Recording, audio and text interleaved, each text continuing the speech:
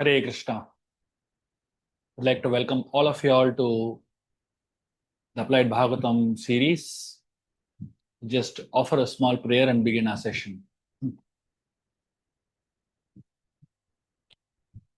Om Agyantimirandasya Gyananjana Shalakaya Chakshurunmilitam Yena Tasmai Shri Gurave Namaha Shri Chaitanya Manovistam Stapitam Yena Bhutale Swayam Rupa Kadamayam Dadati Swapadantikam Vandeham Shri Guru Shri Yutaha Padakamalam Shri Gurun Vaishnavanscha Shri Rupam Sagrajatam Sahagana Raghunatam Vitam Tam Sajivam Sadvaitam Savadutam Parijana Sahitam Krishna Chaitanya Devam Shri Radha Krishna Padam Sahagana Lalita Shri Vishakam Vitamscha He Krishna Karuna Sindhu Dinabandhu Jagatpate Gopesha Gopika Kanta Radha Kanta Namostate Tapta Kanchana Gaurangi Radhe Vrindavaneshwari Vrishabhano Shute Devi Pranamami Hari Priya Vanchakalpatarubhyascha Kripa Sindhubheva cha Patitanam Pavanebhyo Vaishnavebhyo Namo Namaha Jai Shri Krishna Chaitanya Prabhu Nityananda Shri Advaita Gadadhara Shrivas Adi Gaur Bhaktavrinda Hare Krishna Krishna Krishna Hare Hare Hare Ramo Rama Ramo Hare Hare.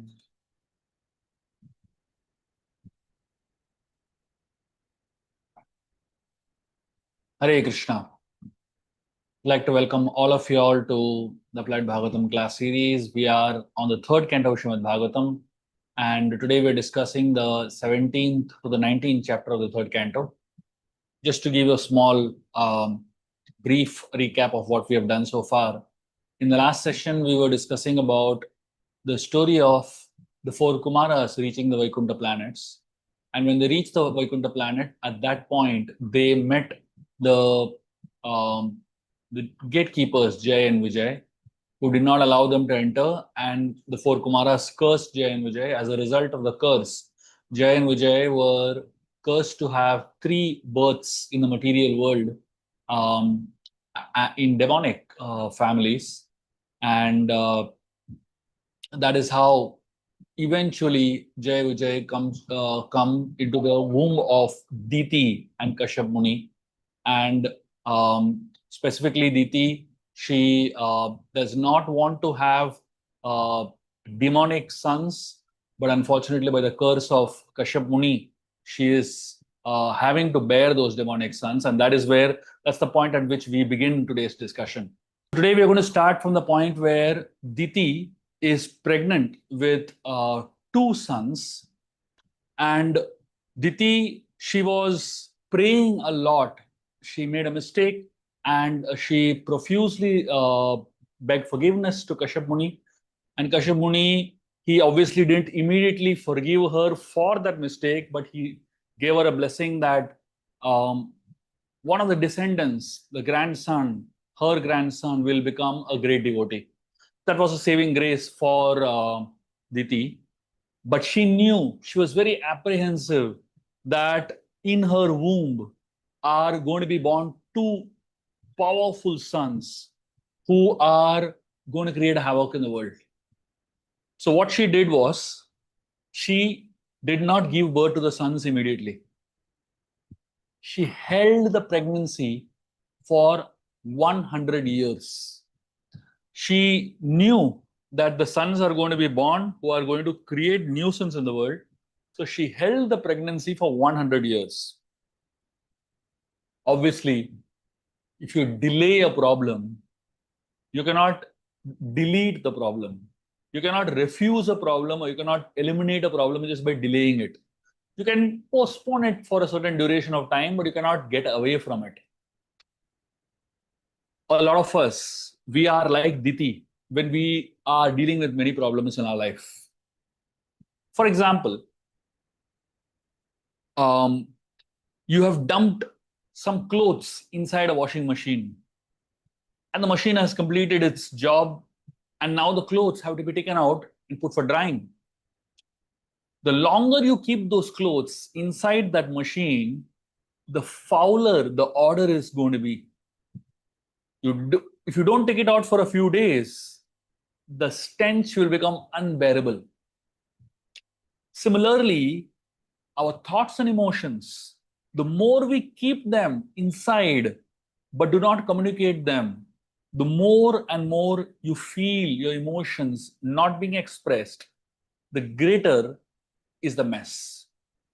So the whole thought process over here is that many things that are there inside you, it is better to get it out.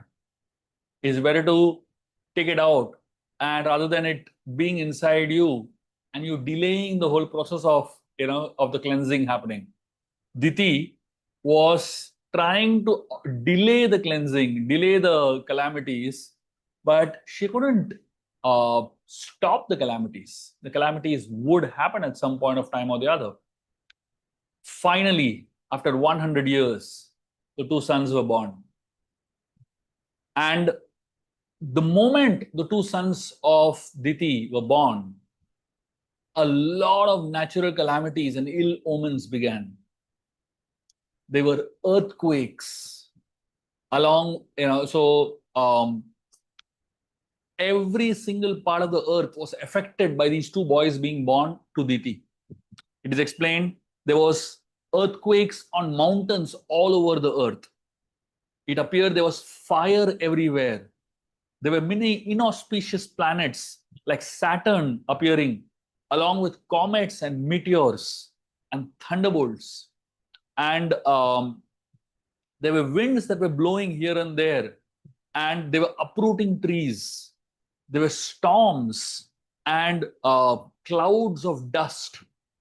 The luminaries in the heavens were, were making so much of sound. There was, flashing of lightning happening. There was darkness everywhere, and nothing could be seen. The oceans were having very high tidal waves, and it was creating a commotion. The rivers and lakes were getting agitated, and lotuses were getting withered. There were misty halos appearing around the sun and the moon during the solar and lunar eclipses again and again. There were claps of thunder, even without clouds. Sounds like rattling of chariots emerging from mountain caves. In the interior of villages, she-jackals were yelling. They were vomiting fire from their mouth, and jackals and owls together joined with their cries. And it is said that dogs raising their head towards the sky and wailing so loudly. Asses were running here and there and striking the earth hard with their hoofs and wildly braying. Frightened by the braying of the horses, of the asses, birds flew from their nests, and cattle in the cow sheds were passing dung and urine. Cows were terrified. They yielded blood instead of milk. Clouds started pouring rain. They started raining pus instead of water. And images of the gods in the temples started shedding tears.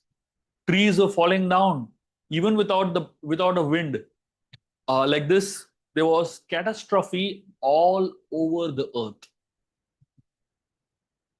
Whenever there is a negative influence that has come on earth, the earth will show its effects. Whenever you see some kind of a catastrophe happening anywhere in the world, you must know it's an ill omen. It is a sign of negative energies that are prevailing on earth. It is a sign of something terrible happening on earth, dharmic forces reigning on earth. Mother Earth is very benevolent in nature. But Mother Earth does not make the process of germination of the seeds very easy. If you see the way this world is designed, there is always a lot of struggle in this world. And like just a simple example of a seed sprouting from earth. When a seed has to sprout from earth, it has to fight against a lot of forces to emerge above the soil. Similarly, in this world, great men were always ordinary men who have fought against great circumstances, fought against great challenges, and then come up in life. But when we look at the way Hiranyaksha and Hiranyakashipu were born, especially at this point in time when there was so much of calamities that is happening all over the world, we must understand that adharmic forces, when they rise, it gives rise to a lot of negativity which affects all of our lives. If you are going through a personal crisis in your life, it may not necessarily be your fault only. Just like when Hiranyaksha and Hiranyakashipu were born, the planets' alignments changed. Now, we know how grahas affect all of us, isn't it?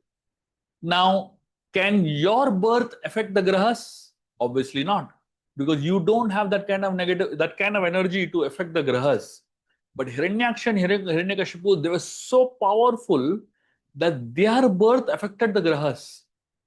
When they were born, the planets had to change positions to align with that kind of a birth. And naturally, if the planets are going to change their positions to align with this two kids being born, you can imagine how much change will happen in all our lives, ordinary people's lives.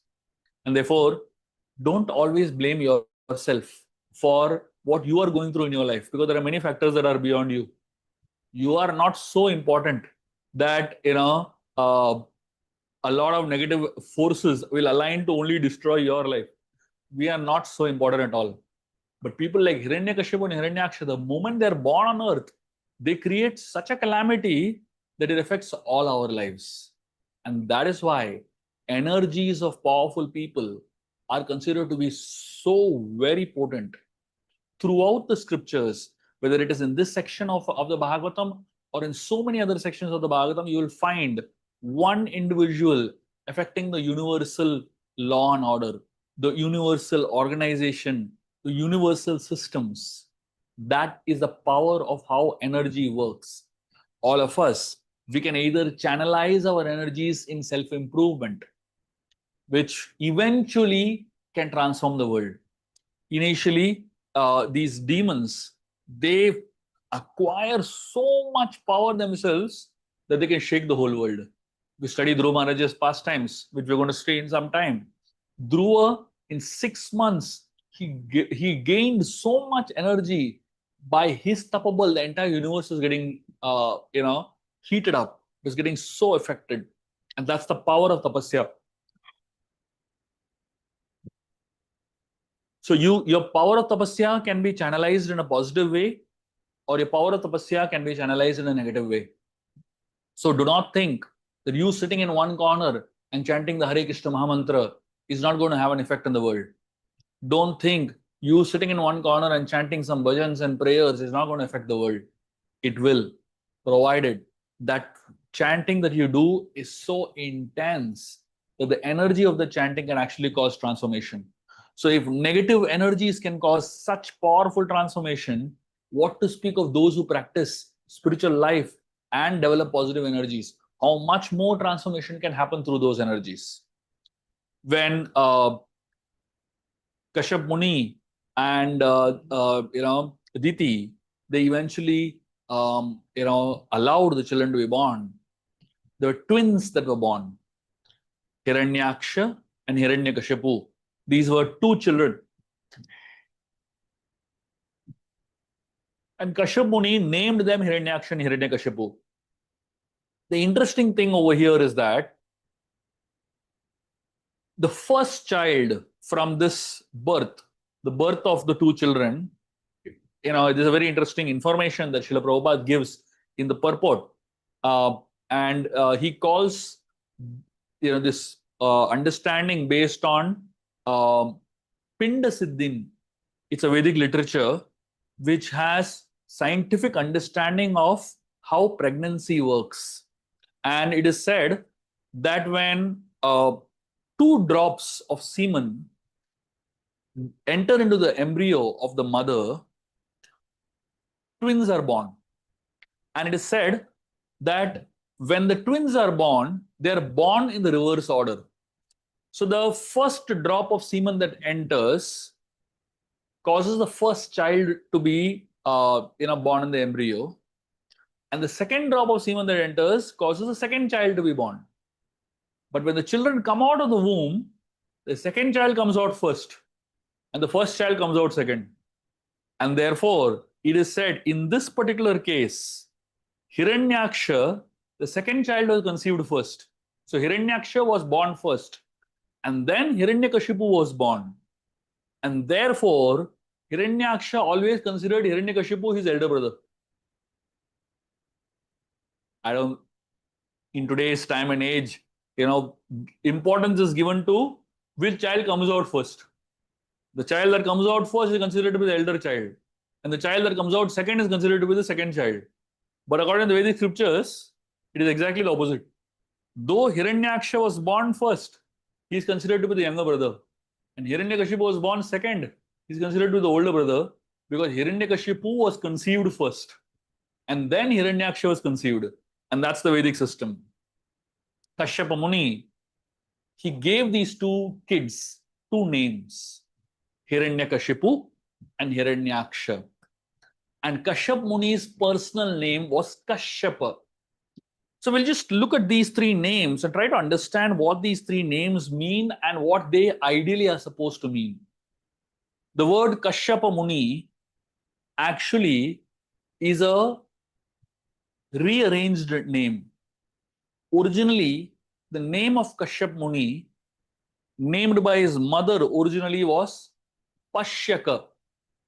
When a child is born, at the time of birth, astrologically, a name is suitably allotted to the child. In the Vedic culture, the name that is given to the child is typically based on his gunas, his qualities. So it's not random. Today's names are so random, You suggest parents, names of children based on astrology. They want something that is trending, very trending type of names. I don't even want to take certain names, because if I take certain names, somebody might feel that, hey, we just named our child that, So you all understand what I'm talking about. So, but in the Vedic times, when names were given, they were given to, people based on their gunas, their qualities, the kind of mindset they have, and the kind of talents and abilities they have, they're gifted with, and so on and so forth. So when Kashyap Muni was born, he was given the name Pashyaka. What is the meaning of the word Pashyaka?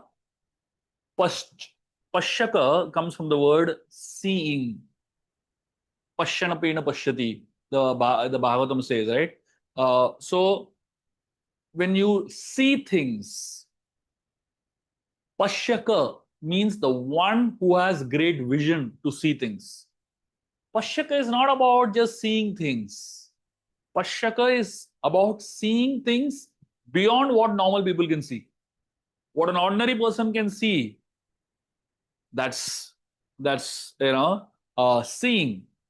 But when a great person sees, it is not just seeing, it's vision. The difference between seeing and vision is that seeing does not give you insights. Vision gives you insights. You might see an object, but you may not understand what is that object's impact on your life. What is that object's impact on the world? What is that object's impact from a spiritual point of view? We don't understand this because we do not have spiritual vision. So therefore, because Kashyap Muni was born with this vision, he was called Pashyaka. But his mother was very concerned about his protection.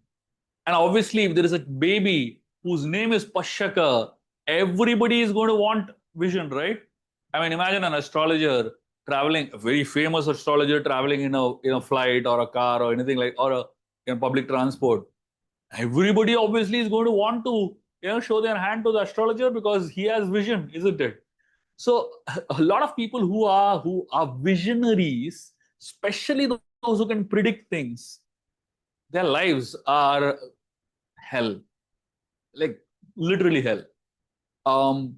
It's nice to be famous, but sometimes it's a curse to be famous, right? So his mother knew that if his name is kept as Pashyaka, his privacy is gone. He is not going to have time at all for his own sadhana. So she changed that word from Pashyaka to Kashyapa. Now, if you look for the meaning of the word Kashyapa, you will not find anything, that is deep, as deep as Pashyaka. But that was to protect Kashyap Muni from, everybody else's drishti and nazar, So that's why, she kept his name Kashyapa.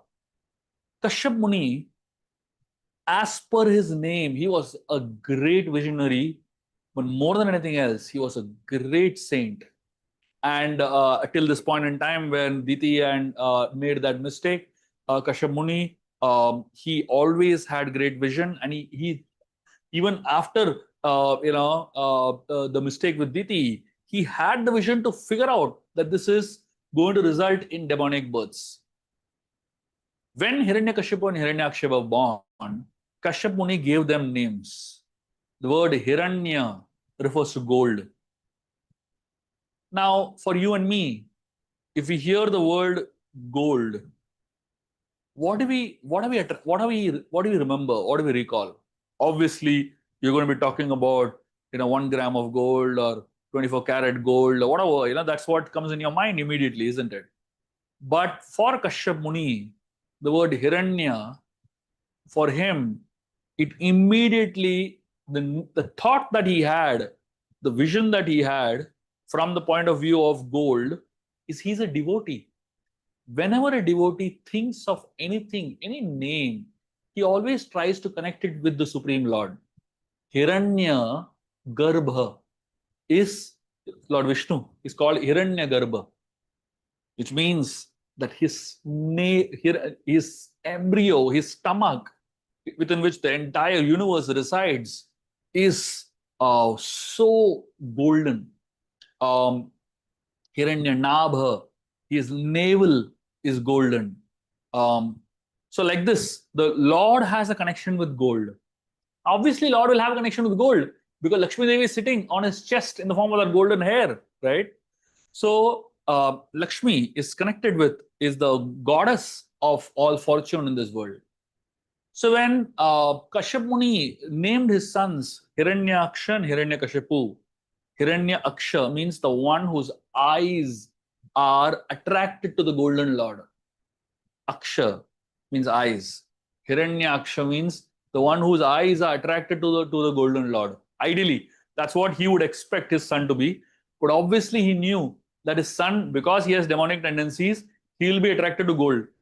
So in that sense, the name suited, expectations of the father and the result, Hiranyaksha was, his eyes are always looking at gold. And Hiranyakashipu, Hiranya is, gold, and Kashipu is bed.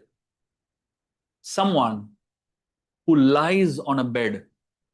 Who is this Hiranyakashipu referring to? In one sense, it is referring to the Supreme Lord, who is always lying on a snake bed.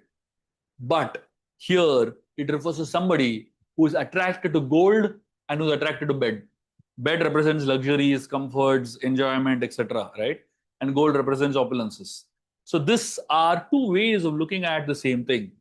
So the Kashyap Muni, obviously, though he knew through his vision that these were sons that were going to be born for demoniac causes, he also had hope that these sons will one day get attracted to the golden, lotus feet of the Lord and golden form of the Lord. And as per the names Hiranyaksha, he began to exploit the world right from the day he was born. It is explained, the Hiranyaksha traveled around the world, and his goal was only one: to impress his elder brother, Hiranyakashipu. That was the goal of his life. Hiranyaksha traveled around length and breadth of the universe, all the devatas were so scared of him. And Hiranyaksha's entire focus was on how to get more and more wealth, how to hoard more and more gold. It is explained that Hiranyaksha began to dig the earth. The first case of mass mining of gold happened during the era of Hiranyaksha. And he dug so much, he dug the earth so much that the earth tilted, fell off its orbit into the Garbhodaka ocean. The earth obviously has a mass. And as long as that earth is in a particular shape, it is perfectly in orbit. It will not tilt. It will not move one single inch. But Hiranyaksha dug so much the earth that it actually lost its orbit and fell off from its orbit into the Garbhodaka ocean at the bottom of the ocean, where Hiranyaksha kept Mother Earth. Now, what was Hiranyaksha's aim? Why was he doing whatever he was doing? He was doing all that he was doing to impress his elder brother Hiranyakashipu. The question that we have to ask ourselves is, whatever we do in our life, whom do you want to impress? When you do your bhakti, whom do you want to impress? When you do your work in your organizations, whom do you want to impress? When you do your responsibilities at home, whom do you want to impress? Most of us, we do things to impress others. A lot of us, when we practice our spiritual life, when we practice chanting, when we are in front of devotees, we chant very nicely.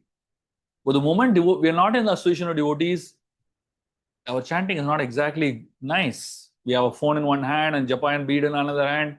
We are like, hardly chanting, hardly, focusing.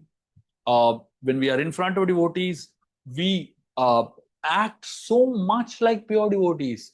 But when we are not in front of devotees, we hardly have a spiritual consciousness, a spiritual mood.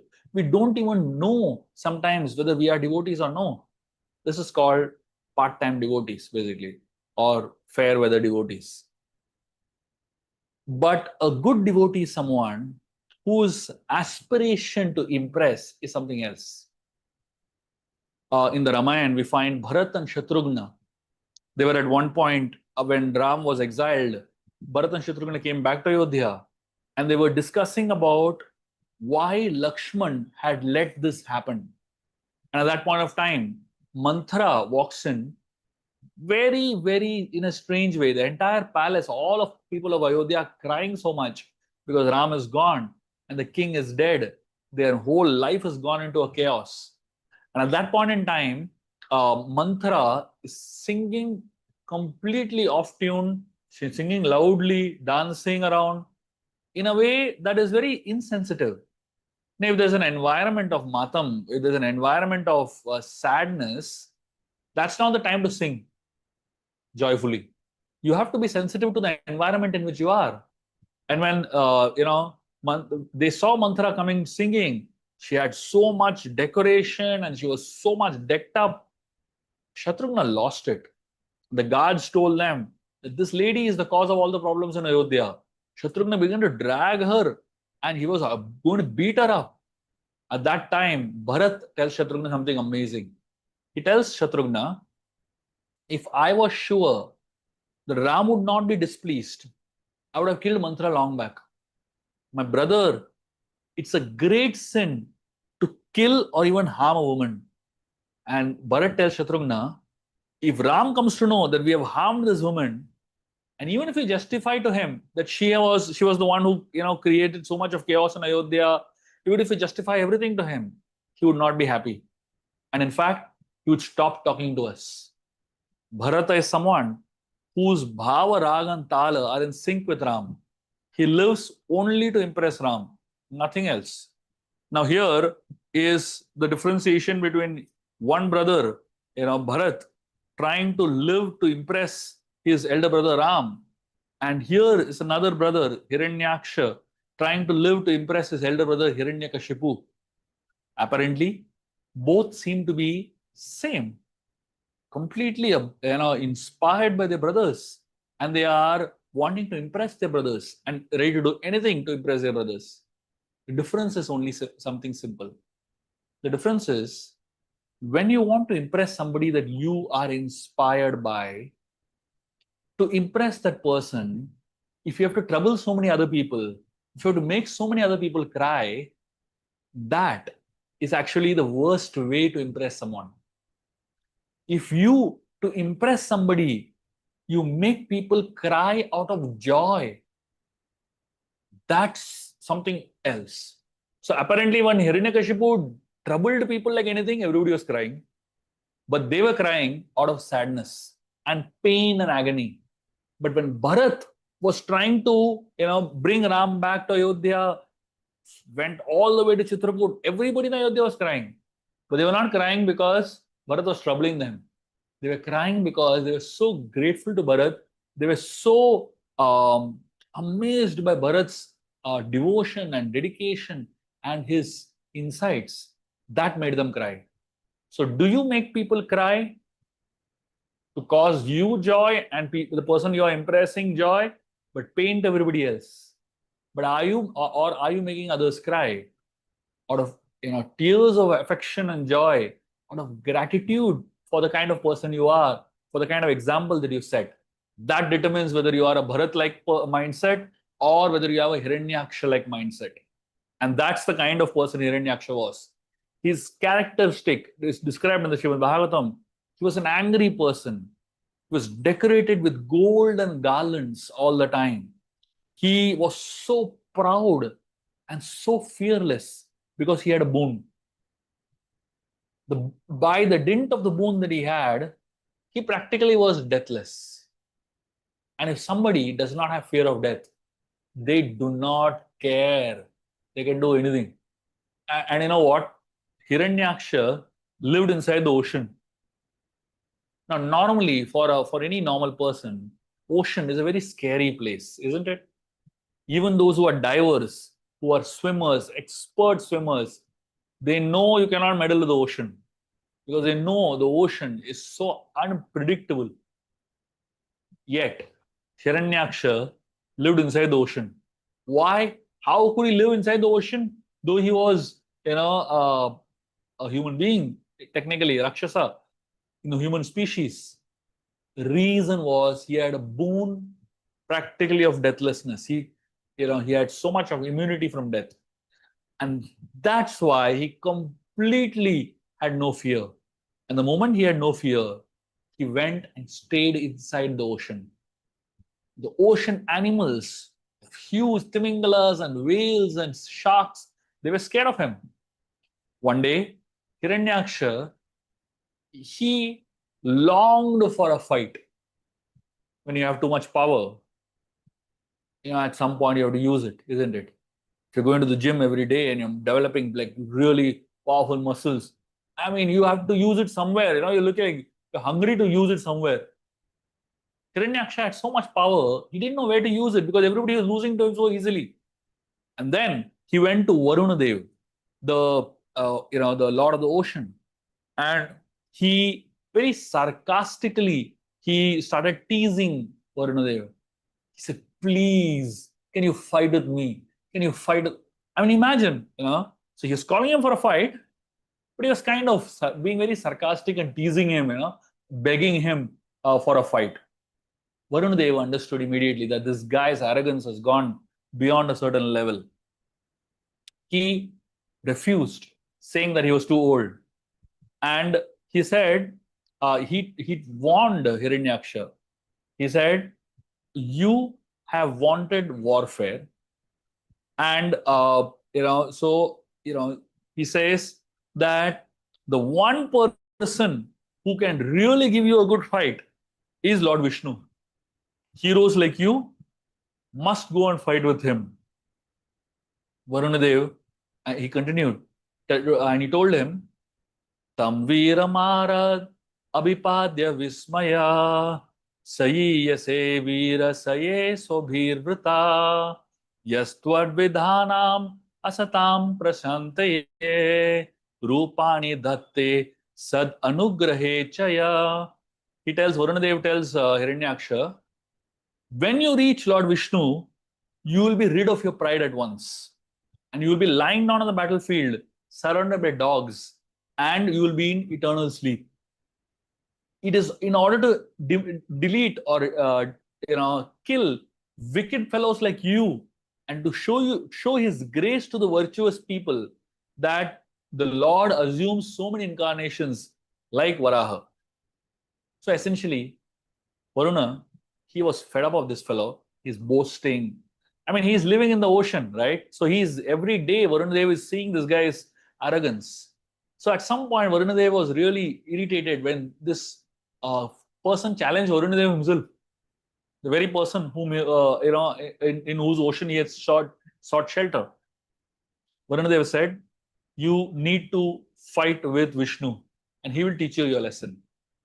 And the most amazing thing is that here is Hiranyaksha who is itching for a fight. And if you remember the last discussion we had, before that, Lord Vishnu was itching for a fight. Lord Vishnu wanted to fight with somebody very powerful. It's one of the greeds of Lord Vishnu, which remained unfulfilled. He didn't, any demon that would come to fight against Vishnu, they would die like this. And Vishnu was not very happy, with these little fights. And he really wanted to have a good fight. Now, who else can give Lord Vishnu a good fight other than his own devotees? And that is why Jai Vijay came down as, first Hiranyaksha and Hiranyakashipu. And the first incarnation itself, first birth itself, Hiranyaksha is itching to fight against Lord Vishnu. One time, there was a king that asked all his ministers a question. He wanted to know from all his ministers, he said, "I really want an answer to this question. I want to know, what is the daily activity of God?" The ministers, they gave some general answers. The king said, "No, I want a specific answer. Exactly what does God do daily?" The minister said, "Let's go and ask the priest. The head priest of the kingdom will definitely know the answer. He's very well read. He's studied a lot of scriptures." They all went to the head priest. And the king asked the head priest, "Can you please tell me what is the daily activity of God?" And the head priest, he spoke to the king, and he said, "I need some time. I know roughly what the daily activity of God is, but I need to do some more research." The king said, "Fine, 7 days I'll give you, and in 7 days you have to tell me what is the daily activity of God. And if you don't tell me what is the daily activity of God, I'll cut your head." Priest was in anxiety. He never ever thought such a question would arise. So in great anxiety, began to read all the scriptures possible that he could lay his hands on. After 7 days of reading, he just couldn't find an answer. One night before, he ran away from the kingdom to save his life. When he was on the borders of the kingdom the next morning, he met a shepherd. And the shepherd saw this priest running away. The shepherd stopped him and asked him, "My dear priest, where are you going? You seem to be going on a very important mission of the king." The priest said, "No, the king has asked me such a complicated question. I don't have an answer to it. I'm just running to save my life." The shepherd asked him, "What is the question?" And the priest, he said, "The king wants to know, what is the daily activity of God?" The shepherd said, "That's it. I know." Priest said, "Please tell me, what's the daily activity of God?" The shepherd said, "I won't tell you. I'll tell the king only, directly." Now the priest had to take a chance. So he said, "Fine, this fellow seems confident. Let me go and try." He took this fellow to the king. And he told the king, "My dear king, your question is so simple that a simple shepherd in our kingdom can answer it." He told the shepherd, "Answer." The shepherd looked at the king and he asked him, "So what is your question?" The king was puzzled. The priest claimed that he knew the answer. Anyway, the king was eager, so he asked him, "My question is, what is the daily activity of God?" The shepherd said, "I will answer this question on one condition." The king said, "What?" He said, "The condition on which I'll answer this question is that I will sit on your throne and you come and stand where I am, and then you ask me the question, then I'll answer it." Now, the priest, he realized he made a big mistake by getting this fellow here. He, kind of put himself in trouble. The king, anyway, was very eager, so he came down from the throne. He made this boy sit on the throne. And after sitting on the throne, the boy asked the king, "Now tell me, What is your question? By this time, the king was really irritated. He took out a sword and he used really great anger. He said, what is a daily activity of God? That's what I want to know. And this boy very simply smiled and he told the king, this is a daily activity of God. The king said, what? What do you mean by this is a daily activity of God? The shepherd told him, the daily activity of God is that he brings up those who are humble and meek, and he brings down those who are arrogant and proud. I am humble and meek, so he made me sit on this throne. And you are arrogant and proud, he brought you down. That's it. This is the daily activity of God. The names change. Sometimes he's called Hiranyakashipu, sometimes he's called Hiranyaksha, sometimes he's, the person is called Ravan, sometimes the person is called Kumbhakarna. The names keep changing, but the activity of God remains the same. Those who are arrogant and proud, he brings them down. And those who are humble and meek, like Prahlad, Dhruva Maharaj, so many great souls, he brings them up. That's it. And here we're seeing the story of one more such arrogant person who is going to see the daily activity of God. When Hiranyaksha was in this mood of intensely challenging Vishnu, one particular day, Lord Vishnu appeared as Varahadev, and Hiranyaksha was in his own, blissful state in the middle of the ocean, very confident, overconfident rather. And Varahadev quietly went down to the bottom of the ocean, Garbhodaka. He picked up the earth from the bottom of the ocean and began to take the earth back towards its orbit. And when Varahadev was taking the earth back, at that time, Hiranyaksha, somehow he got to know that Varahadev has taken off the earth. And he rushed towards Varahadev and he confronted Varahadev with bad words. He began to call Varahadev all kinds of bad names. And it is explained Varahadev he felt very bad.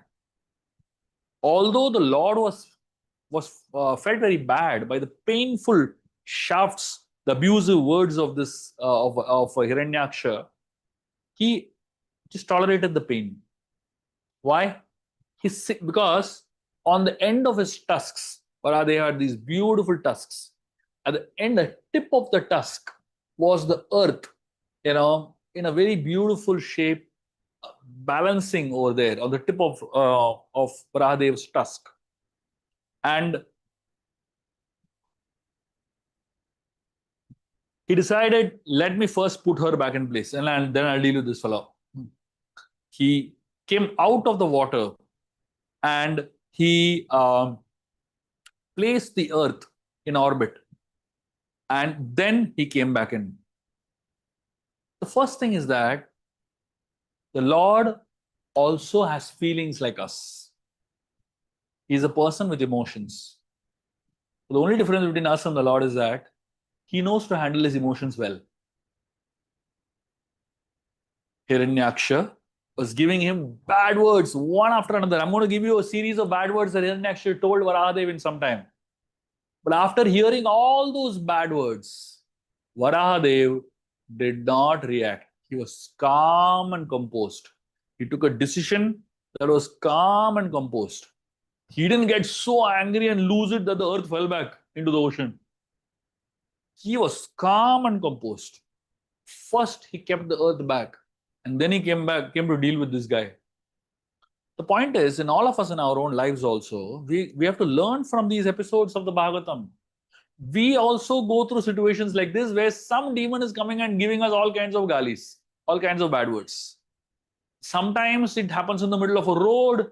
Sometimes it happens in your office. Sometimes it happens at home. Of course, I'm not saying your family members are demons, but I'm just saying that the tendency of, in anger, speaking any kind of rubbish happens. It is always there. Today, obviously, we don't have full-fledged demons, right? We only have part-time demons. Hiranyaksha was a full-time demon. You ask him what else he did? He didn't do anything else. He was only demoniac. But we are neither part-time devotees, neither full-time devotees nor full-time demons. We are part-time devotees and part-time demons. You cannot even be a full-time demon. We don't even have the capacity to be a full-time demon, That's how insignificant we are. Because even to be a full-time demon, you have to have some good qualities.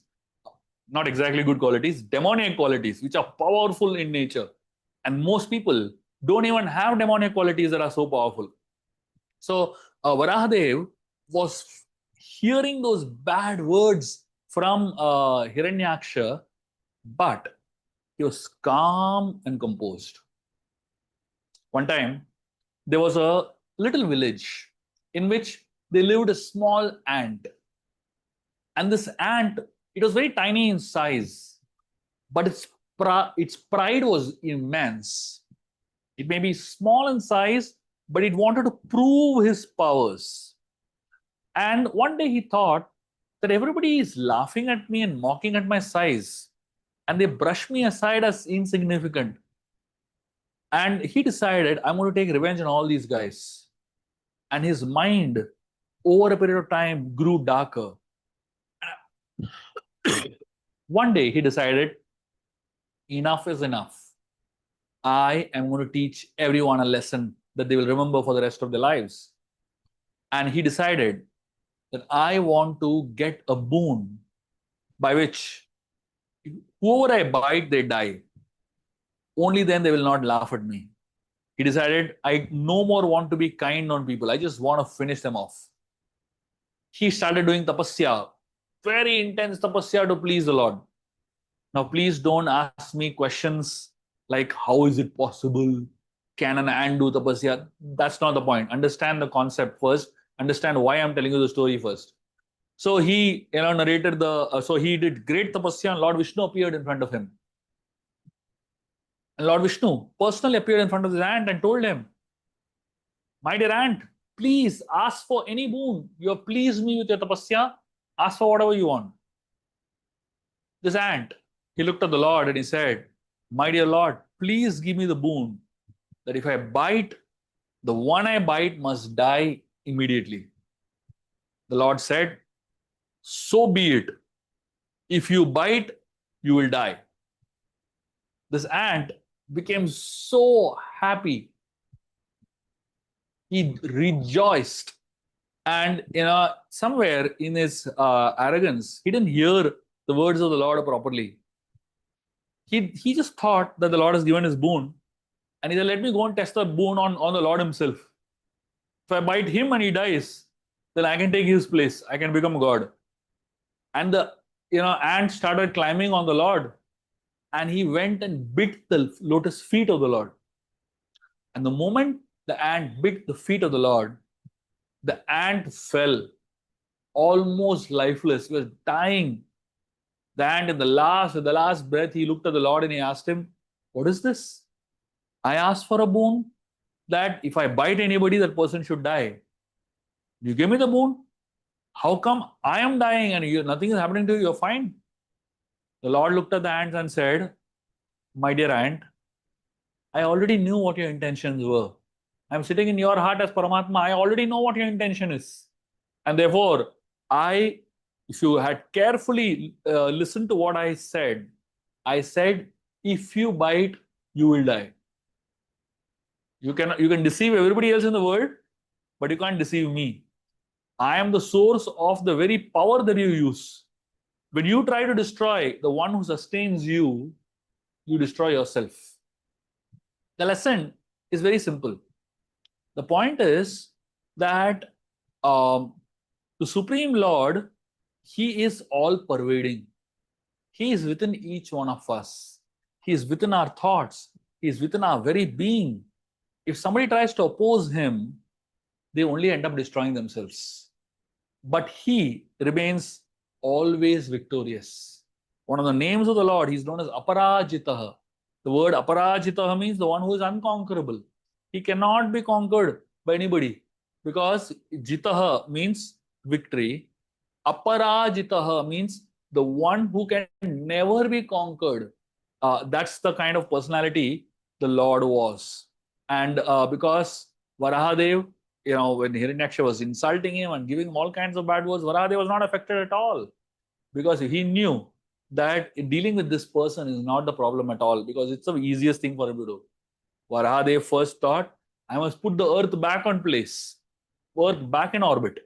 When Varahadev put the earth back in orbit, Varaha, when he touched the earth, he gave the earth the ability to float on water.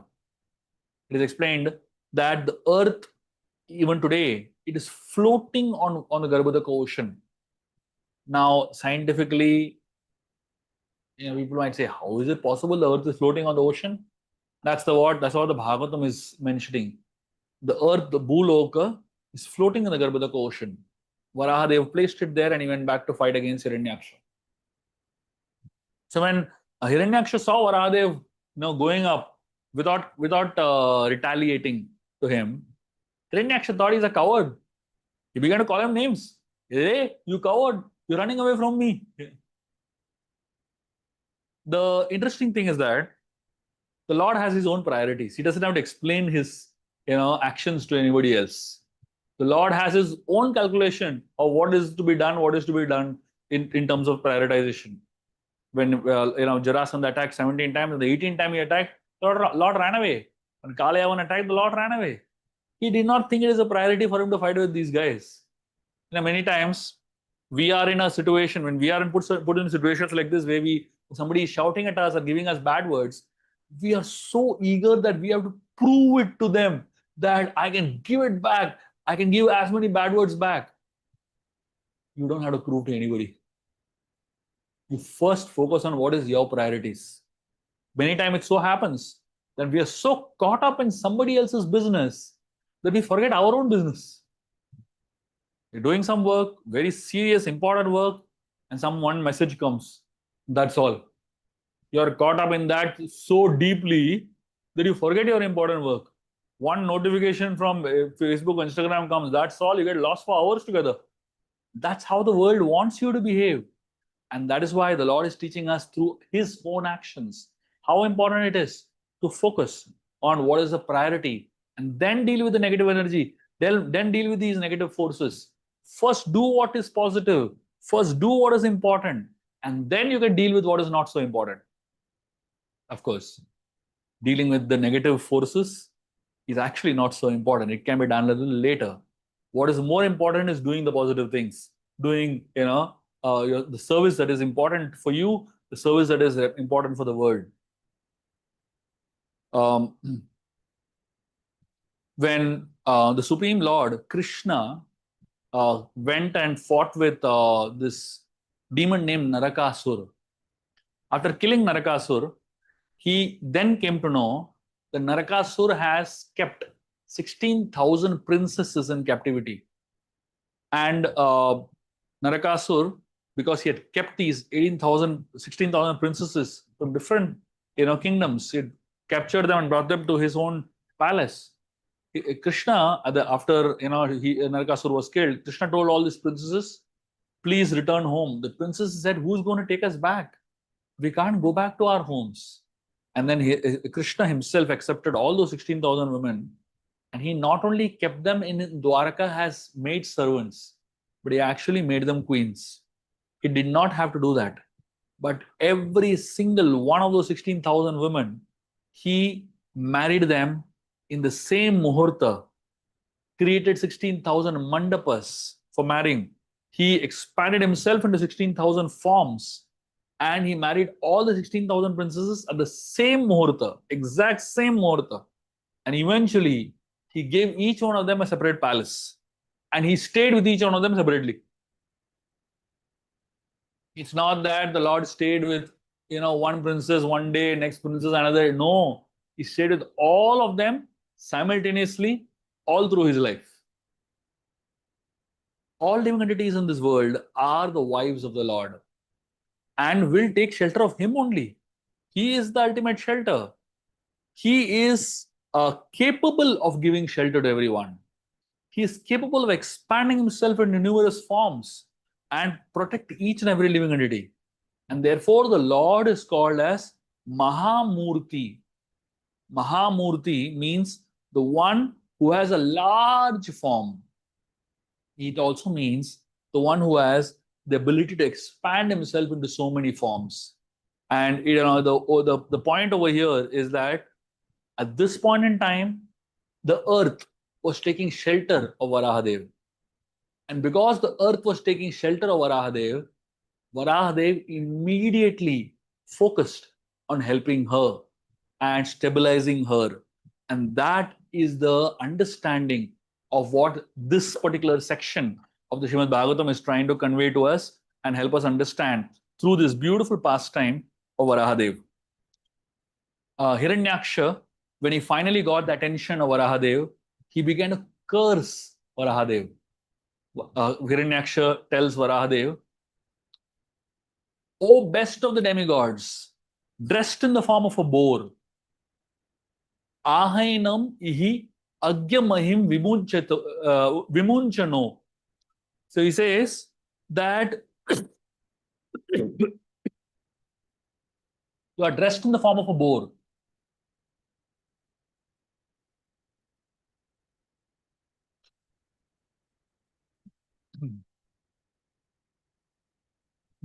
He says, this earth is entrusted to us, the inhabitants of the lower realms. And you cannot take the earth away from me in my presence and not expect to be hurt by me. So here, he uses different words to describe Varahadev. He says, you have been nourished by, he calls him, you rascal. Imagine Hiranyaksha calling Varahadev rascal. He says, you rascal, you have been nourished by our enemies to kill us. And you have killed some demons by remaining invisible. O fool, your power is only mystic. So today I shall enliven my kinsman by killing you. He said, when you fall dead, with your skull smashed by the mace which I am holding, the demigods and sages who offer you oblations and sacrifices, they will automatically cease to exist. And just like trees without roots. So look at the kind of words that Hiranyaksha is using on Varahadev. But it is explained that when Hiranyaksha uses such words to abuse Varahadev, Varahadev starts laughing like anything. The Acharyas explain why Varahadev laughs so much. Varahadev laughs because within the words of Hiranyaksha, Varahadev is able to see a double meaning. Every word that Hiranyaksha is using to blaspheme him, Varahadev actually sees that as a glorification. He uses the word Vanagocharaha, which means residents of the forest or water. But Varahadev, from his point of view, it means indirectly the demon is glorifying the Lord. It refers to Narayan, who lies on water. He says Mriga, calls Varahadev an animal. From Varahadev's point of view, he sees it as one who is sought after by great sages. Mriga also means the one who is sought after by great sages. Agya, the word Agya means fool. But if you look at the word Agya in another point of view, that means there is no knowledge. Gya means knowledge. There is no knowledge that is unknown to you. That is also another way of looking at the word Agya. Then he's calling him a Suradhama. Suradhama means lowest of devatas. Sura Adama, lowest of devatas. But if you look at it from another point of view, it is Suradama. It means that he is the lord of all the devatas. And therefore he's called the best of the devatas. Mamekshataha, which means in my presence. How can you take earth in my presence? So Varahadev looking at it that in spite of my presence, you are able to take the earth. So like this, every word that Hiranyaksha is speaking, Varahadev is able to look at it as glorification of himself only. He's calling, Varahadev, he's saying that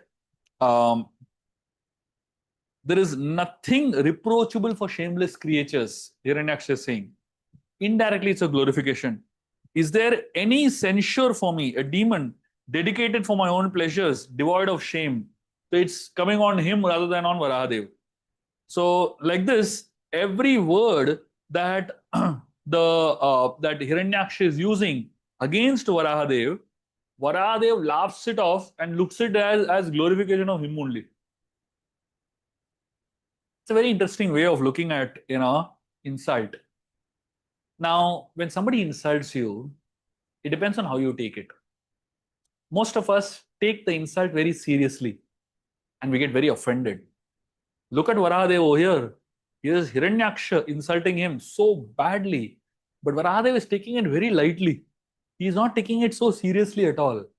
We take these things so seriously and get so affected, so disturbed by some words that people speak. We get so disturbed by some things that people do to us. We should learn from Varahadev.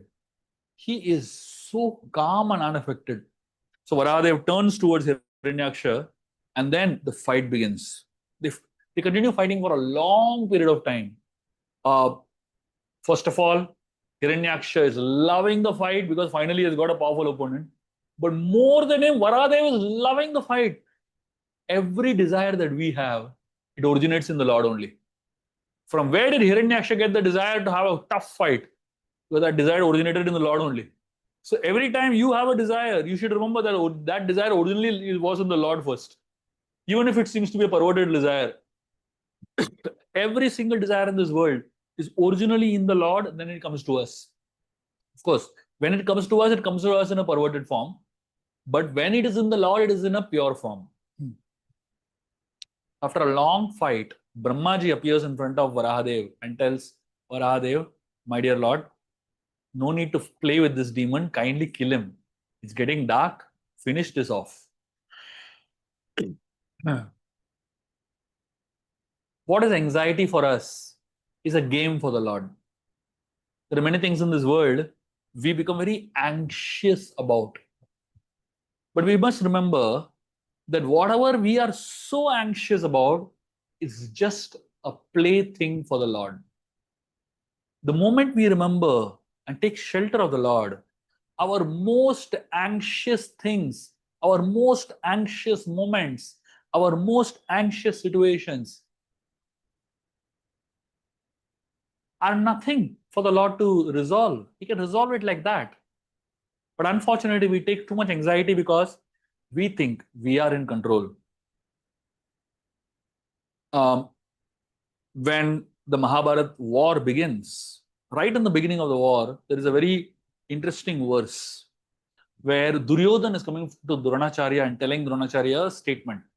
He says, Aparyatam tadasmakam balam bhishma bhirikshitam paryaptam tu idametesham balam bhima bhirakshitam. So what does it mean? On one side of the Kaurava army is 11 Akshayani Sena, one side of the Mahabharata war. This protector Bhishma himself. And Duryodhan describes this as aparyaptam. Aparyaptam means limitless army. Aparyaptam. There's no limit to this army. On the other hand, on the side of the Pandavas, is only 7 Akshayani Senas. And Duryodhan calls it as Paryaptam, headed by Drishtyadumna and Bhima over here. Most people think that Duryodhan is saying that this is limitless, his army, and Pandava's army is limited. Aparyaptam and Paryaptam. But Ramanacharya, when he translates this in his Gita Bhashya, in a commentary, he gives us a very different meaning and a much deeper meaning of the word Paryaptam and Aparyaptam. Paryaptam, according to Ramanacharya, means sufficient. And Aparyaptam means insufficient. So Duryodhana is saying, my army is limitless, or he's calling Aparyaptam. Ramanacharya is saying, actually his army is Aparyaptam, which means it is insufficient. And Pandava's army, Duryodhana is saying Paryaptam, which means according to him, limited.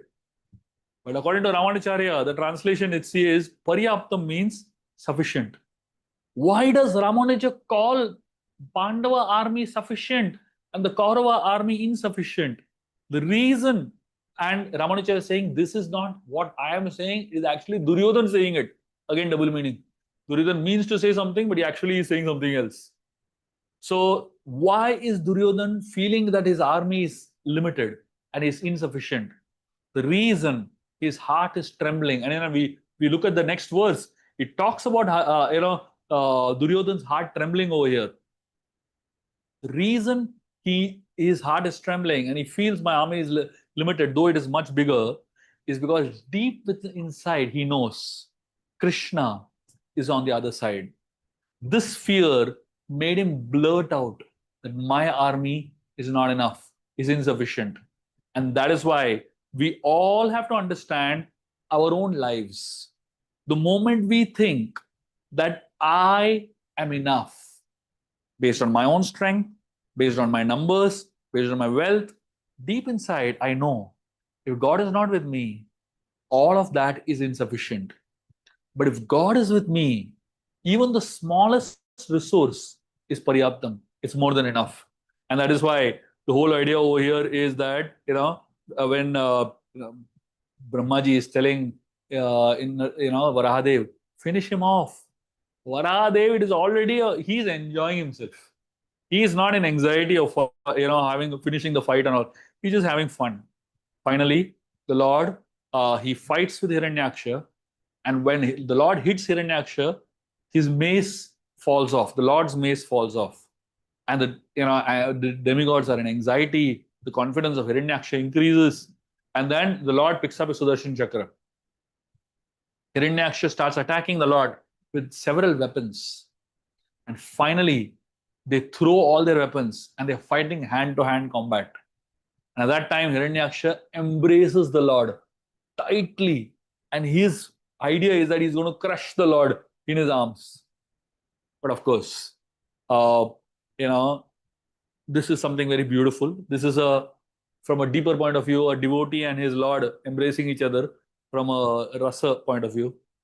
But when he is tightly trying to hold the Lord, suddenly he sees the Lord is standing outside his embrace. So he's bewildered. How can I'm embracing, how can he stand outside?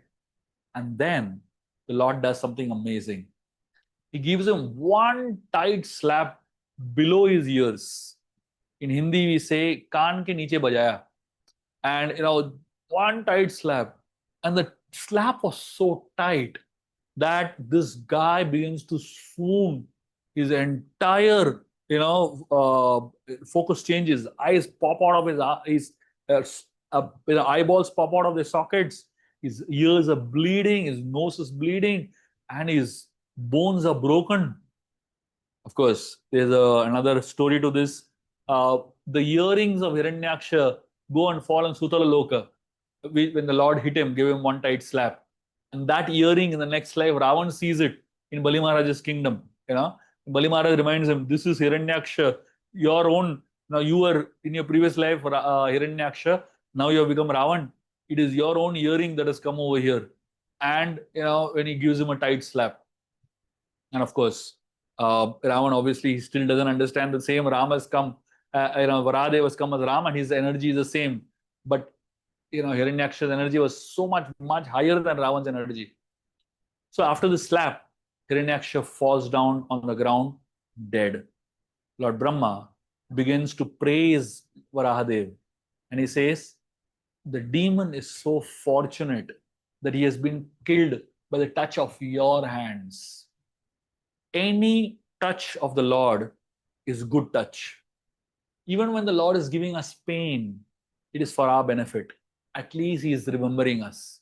He is touching us in some way. Putana, she was touched by the Lord and she was delivered by the transformed by the touch of the Supreme Lord. It is explained that, of course, the whole dynasty of all of these personalities are all interconnected with each other. Putana was related to Bali Maharaj over here, in whose kingdom the earring of Hiranyaksha falls. So like this, whenever and whoever the Lord touches, he is eventually delivered by the touch of the Lord. It is explained that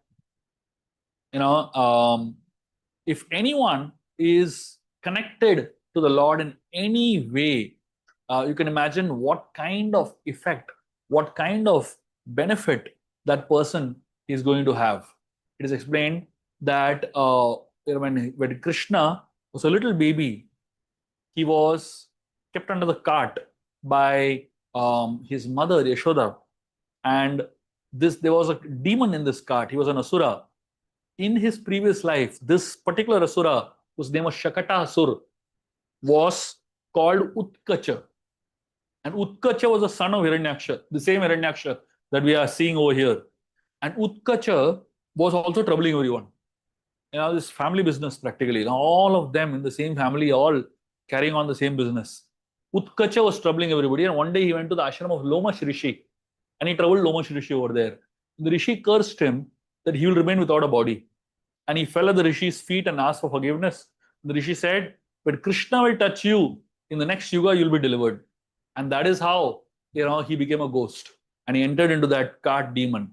And when, Yashoda was celebrating the Utthana Leela of Lord Krishna, after 3 months, the baby Krishna turned around. That is the time when Utthana Leela was celebrated. And Yashoda kept Krishna under this cart. And the moment Krishna's feet touched Shakatasur, Utkach, he got delivered.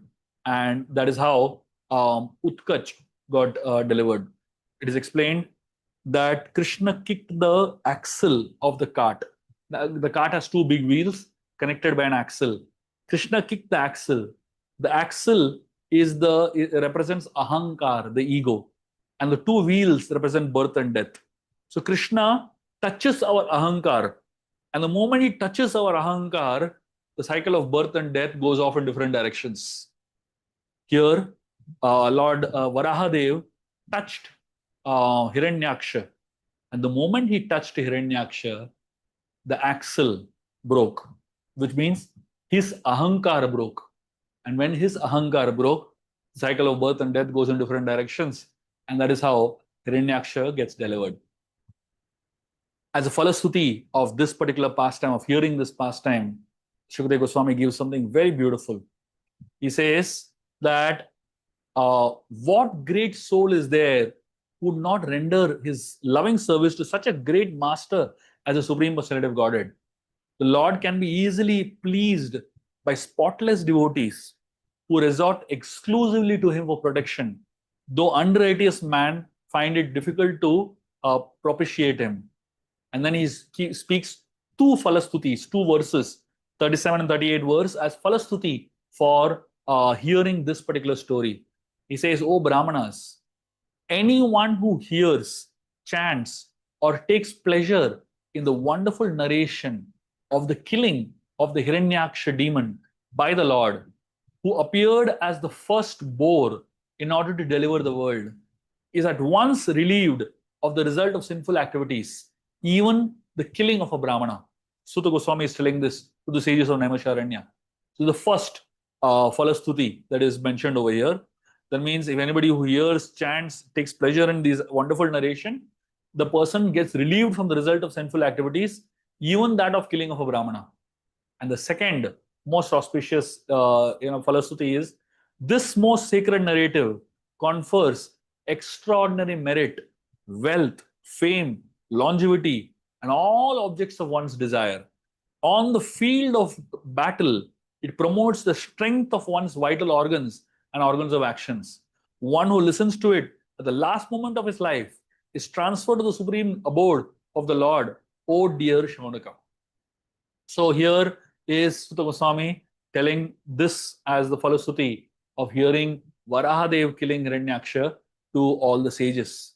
All of us were very, very fortunate that we got this opportunity to hear the narration of this pastime, the 17th, 18th, and the 19th chapter of the 3rd canto of Bhagavatam, which is the killing of Hiranyaksha by Varahadev, which is most auspicious.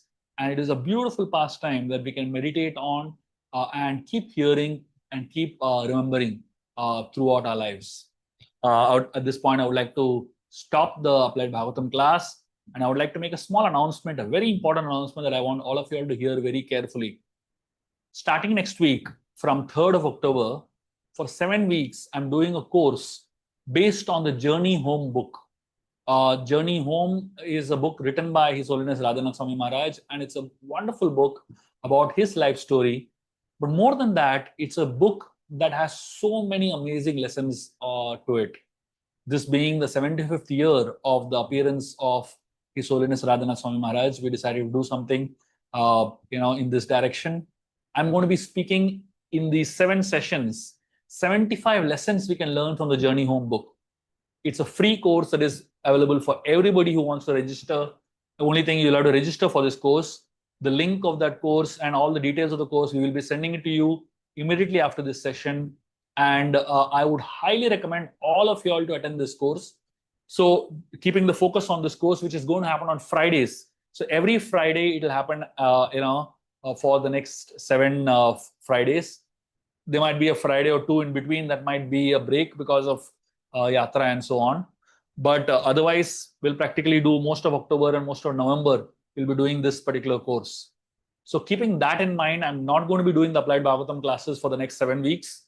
And I highly recommend all of you all to attend the Journey Home course, the 75 steps course based on the Journey Home book. And I can guarantee you it will be a course that will transform your life.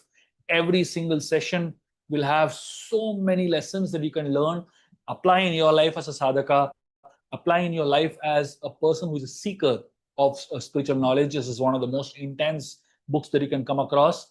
And going deep into this book and learning, churning out lessons that you can apply. I'm not only going to teach those lessons, I'm going to talk about how to apply those lessons in your life. So please feel free to be a part of this course and experience powerful transformation. This Journey Home course, this is the first time probably a course has been organized of this type. We so far have more than 3,000 registrations for this course, and we are expecting many, many more. I would highly recommend all of you all to invite all your family and friends. This is not only meant for disciples of Radhanath Swami Maharaj. This is not only meant for devotees. It is meant for anyone who is interested in growing in their spiritual journey, who is interested in knowing about spirituality, is interested in knowing something about transformation in their own life, how they can become serious in their own spiritual journey. This is not a small, one of the courses that you'll be attending. This is going to be a defining course in your life. And I can guarantee you it will really bring a very powerful transformation. Every single session, there will be notes given. Every single session, there will be handouts given that you can go back. There'll be things that you can go and journal. You can go and think about, reflect about in the week and apply in your own life so that you can take your own life seriously.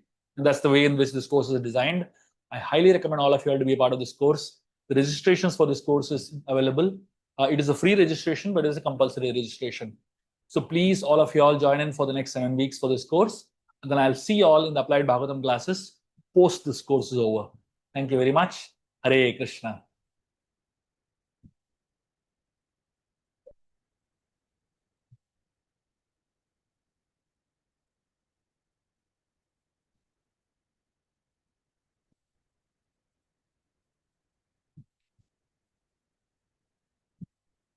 The registration is going to be sent on the link. Okay, we'll send you a link for it. Thank you.